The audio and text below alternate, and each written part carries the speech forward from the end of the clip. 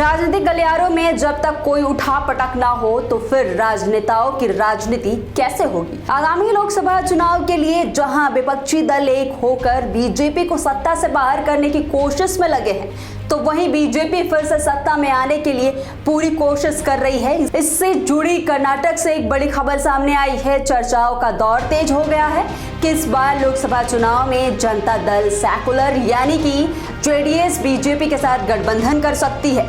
चर्चाओं में जान फूंकने का काम खुद कर्नाटक के पूर्व मुख्यमंत्री बीएस येदियुरप्पा के बयान से हुआ है, जिसमें उन्होंने कहा कि बीजेपी और जेडीएस के बीच 2024 के लोकसभा चुनाव के लिए समझौता हो गया है। हालांकि पार्टी सूत्रों का कहना है कि यह अंतिम नहीं है, इस पर आगे चर्चा की जाएगी और राज्यसभा सांसद लहर सिंह को इस मुद्दे पर बातचीत करने के लिए अधिकृत किया जाएगा। इससे पहले येदियुरप्पा ने कहा था कि जेडीएस 4 सीटों पर चुनाव लड़ेगी और यह समझौता हमें 25 से 26 सीटें जीतने में मदद करेगा। मीडिया रिपोर्ट के मुताबिक जेडीएस मांड्या, हसन, बेंगलुरु और चिकबल्लापुर सीटों पर चुनाव लड़ना चाहती है। हालांकि पिछले चुनाव में उसने सिर्फ हसन पर जीत दर्ज की थी। वहीं बीजेपी ने 2019 में हुए लोकसभा चुनाव में कर्नाटक में अपने दम पर 25 सीटें जीती थी। भारतीय जनता पार्टी जेडीएस के साथ गठबंधन इसलिए भी कर सकती है क्योंकि विधानसभा चुनाव में उसे यहां हार मिली है।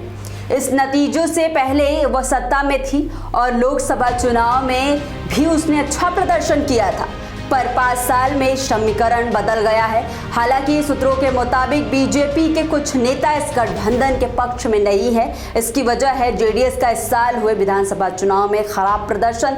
इसके अलावा विपक्ष के गठबंधन इंडिया, जिसमें कांग्रेस, तृणमूल कांग्रेस, आम आदमी पार्टी, द्रविड़ मुनेत्र कड़गम, शिवसेना यूबीटी और कई अन्य शामिल है, उसके पास कुछ न कुछ वोट शेयर है। अगर वोट के समीकरण को देखें तो जेडीएस और बीजेपी का गठबंधन इसलिए भी खेल बदल सकता है क्योंकि कर्नाटक की आबादी में लिंगायत समुदाय लगभग 17% है। बीएस येदियुरप्पा भी लिंगायत समुदाय से है। वकालिंगा समुदाय की संख्या करीब 15% है। वकालिंगा परंपरागत रूप से जेडीएस का वोटर माना जाता है। जेडीएस प्रमुख एचडी देवेगौड़ा वकालिंगा समुदाय से ही है। ऐसे में दोनों पार्टियों में गठबंधन होता है तो यहाँ एनडीए का वोट बेस लगभग 32% तक हो सकता है।